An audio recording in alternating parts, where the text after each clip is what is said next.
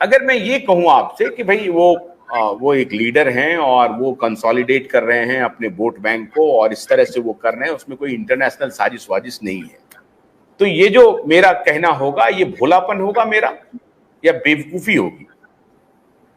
देखिए, एक तो ये स्टालिन जब वर्ड आता है ना, तो मेरे को एकदम से ना मतलब चक्कर सा आ जाता है।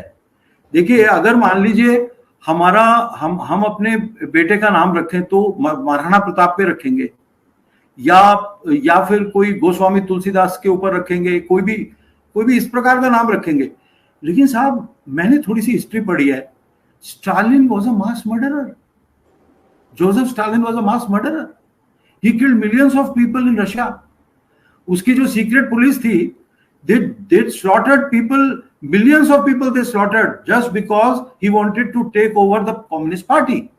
जो communist party of Soviet union थी, उसको टेक ओवर करने के लिए जिस तरह से उसने अपनी सीक्रेट पुलिस का सहारा लिया, एनकेवीडी, और इस तरह से उसने पूरा एक, he was a dictator, he was a monster, he was everything.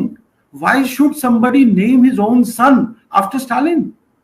And what does it show about that family?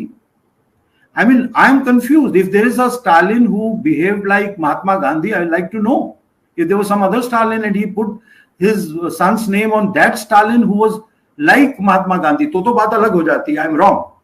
लेकिन अगर उस स्टालिन पे नाम रखा है, जोसेफ स्टालिन पर, तो बहुत घबराहट की बात है। और उस व्यक्ति ने क्या बोला है, वो क्या कह रहा है? वो कह रहा है कि मतलब he is doing a crime. International human rights crime है। he can be tried under the same laws which are applicable to the Nazis. He is telling exterminate them. एक पूरा जो ये रिलीजन है सनातन धर्म, it is just like COVID, it is just like an infection, it is horrible, or it is about caste war, so he is trying to create a caste war. It is never like that. ऐसा कुछ है ही नहीं। सनातन धर्म जो है, अहिंसा परमो धर्म, उसका महान वाक्य है। वो जीव जंतुओं का भी आदर करना जानता है।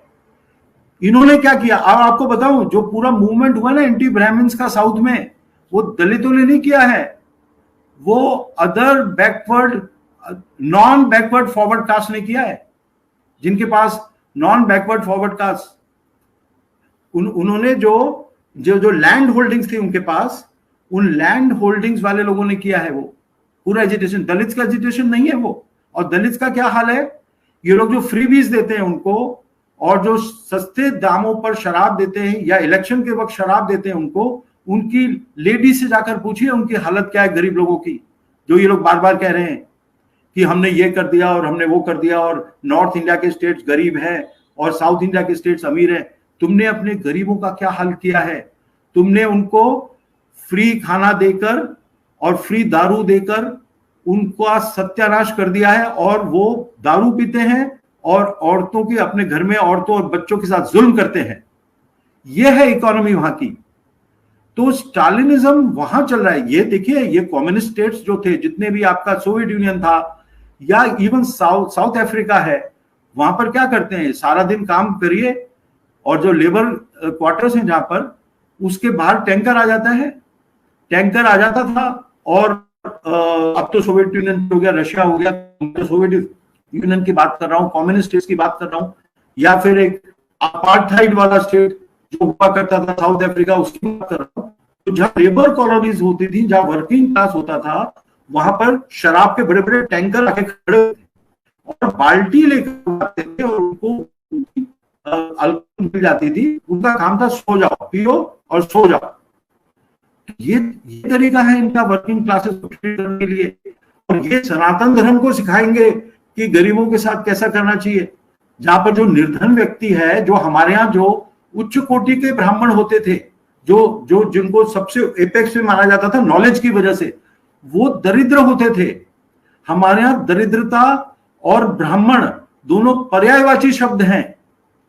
और 5 दिन से ज्यादा का राशन एक ब्राह्मण अपने घर में नहीं रख सकता, तो तभी तो वो निष्पक्ष तरीके से रह सकता है। तो ये सनातन धर्म तो ये कहता है, हम लोग क्या कर रहे हैं, हम लोग कितना अपना रहे हैं उस बात को, हम लोग कितना उसको कर पा रहे हैं, वो विषय अलग है। लेकिन जो रूल्स हैं सनातन धर्म के, उसमें ब्राह्मण अपनी संपत्ति को रख नहीं सकता। और आज भी मैं आपको दिखा सकता हूं ब्राह्मणों में दरिद्रता कितनी है। सुलभ शौचालय वाले के भी जो डेटा है, जो उन्होंने रिसर्च करी, आप देखिए कि ब्राह्मणों की क्या हालत है। तो इन्होंने जो एक मजाक बना रखा है, एक इंटेलेक्चुअल डिस्कोर्स इनके पास पूरा इनके पास है। इनके पास अखबार है, कम्युनिस्ट अखबार है, इनके पास न्यूज चैनल्स हैं, इनके पास इतना पैसा है और ये जो चाहे वो बात ये फैला सकते हैं। और ये इसके माध्यम से क्योंकि सनातन धर्म से पूरा जो वोट जब इकट्ठा हो जाता है तो बीजेपी पावर में आ जाएगी, इनको मालूम है। अगर सनातन धर्म और हिंदू धर्म के हिसाब से वोटिंग होती है तो बीजेपी पावर में आ जाएगी। जो बीजेपी आ रही है पावर में, ये संगठन हिंदू समाज का ही संगठन उनको वोट दे रहा है, इसीलिए पावर में आ रही है। अपर कास्ट और लोअर कास्ट दोनों के मिलकर वोट्स आ रहे हैं।